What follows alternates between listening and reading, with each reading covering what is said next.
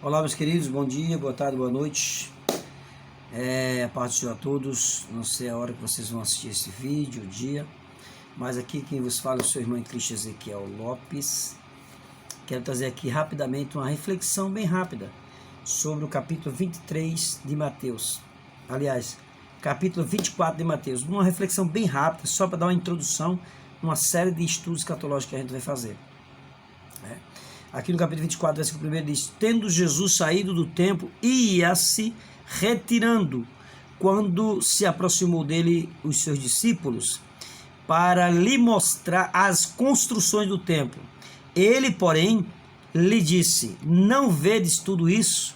Em verdade vos digo que não ficará aqui pedra sobre pedra que não seja derribada. Então Jesus sai, vai para o Monte das Oliveiras, que já por si só já é algo muito significativo. Ele vai para o Monte das Oliveiras, senta-se lá e o seu discípulo se aproxima e diz: Senhor, vede estas construções. A tradução NVT diz assim: Mestre, que construções magníficas, que pedras impressionantes. A NVT: Mestres, ou mestre, que construções magníficas, que pedras impressionantes. Por quê?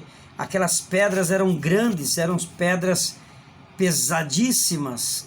A parede, tinha uma parede que ela era um pouco pesada, era tão pesada que ela tinha 8 metros de comprimento, pesava aí 200 toneladas. Veja, era por isso que no capítulo 13 de Marcos, versículo 1, os discípulos se espantam porque vê uma construção de uma parede de 8 metros, que pesa aí 200 toneladas, e Jesus olha para aquela construção magnífica, que reluzia aquele ouro branco, que era um ouro branco, não, desculpe, o mármore branco, que se não me foge da mente, é um dos mármores mais preciosos, talvez o mais caro. Então ele disse: olha, vocês estão vendo isso aí? É o próprio Jesus dizendo aqui, no versículo 2. Ele diz: vede tudo isso? Está lindo essa construção, é magnífica, é grande, é extraordinária, é esplendorosa, mas não vai ficar aí pedra sobre pedra que não seja derribada. Então Jesus prediz que aquela construção será destruída, aquele magnífico templo será destruído. E o povo, os discípulos, ficaram espantados, primeiro pela magnitude do templo, e eles imaginaram: como que isso aí vai ser destruído? Como que vai ser destruído um templo magnífico desse? Até então não tinha nem concluído ainda a sua obra. E ali durou, se não me foge a mente, 46 anos para construir aquele templo, e não estava nem concluído ainda.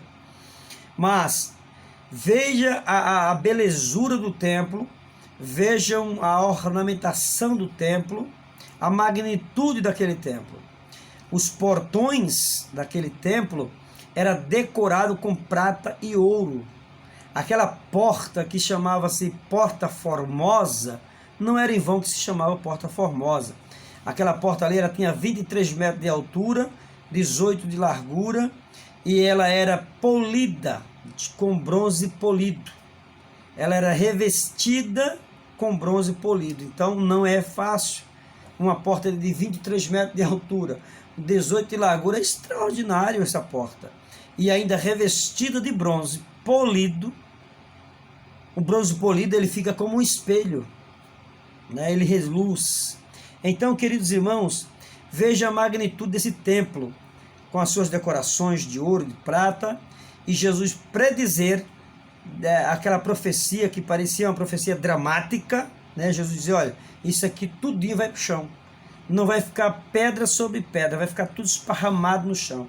E realmente ficou literalmente esparramado pelo chão, porque quando o imperador Tito, o general Tito, entra em Jerusalém no ano 70 depois de Cristo, com a tropa romana, e destrói aquele templo, diz a Bíblia que caiu ao chão, aquele templo foi destruído ali no ano 70 depois de Cristo, E segundo os escavadores, os arqueólogos, as pessoas cavavam para tirar ouro, tirar prata, e ali literalmente não ficou pedra sobre pedra. Então eles escavaram, tiraram uma coisa, tiraram outra, cumpriu-se literalmente aquela profecia. Mas, olhando o texto aqui, nós deparamos e entendemos que esses são os versículos dificílimos de dar uma interpretação correta. Há 3 linhas de pensamento sobre esse respeito. Há aqueles que entendem haver nessa profecia uma relação autêntica, porém, eles acham que nessa profecia que os profetas ensinaram, embora eles acham que seja verdadeira, que eles têm as suas concepções, eles dizem, a primeira linha de pensamento diz que há ali um resquício de imprecisões. Então, se dentro da profecia tem algo impreciso, algo que não esteja certo, correto, isso causa um pouquinho de desconforto, porque põe em dúvida a inspiração divina. Esse é o primeiro ponto. Mas nós temos o segundo ponto, que é aqueles que entendem as profecias, porém, eles entendem que as profecias não têm relação com o Antigo Testamento na forma histórica, literal. Eles não acreditam aquilo que os profetas ensinaram tenha o seu cumprimento literal. Esse é o ponto de vista a segunda corrente de interpretação. A terceira corrente de interpretação é aquela que diz que os que afirmam que tudo que os profetas disseram a respeito de Israel e que ainda não se cumpriram, há de se cumprir, vai se cumprir nos dias futuros, nos dias vindouros. E isso acontecerá de forma inexoravelmente, entendeu? É uma forma que vai se cumprir literalmente. Então, Jesus prometeu, Jesus falou que o templo ia ser destruído e foi destruído literalmente. Aqui é uma introdução para nossa série de estudos escatológicos, que a partir dessa semana, vamos aí falar sobre a perseguição dos crentes e a apostasia. Vamos falar aí sobre os falsos profetas, os falsos senhores, e aí por diante. Vamos falar aí sobre esses temas escatológicos, que são temas que a gente não vê no dia a dia as pessoas comentando. Então vamos comentar aí uns 5, 6 vídeos sobre a escatologia bíblica dentro do contexto de Mateus 24. Que Deus abençoe em Cristo Jesus, compartilhe, curtam e dê seu like e também possa comentar aí a respeito do vídeo.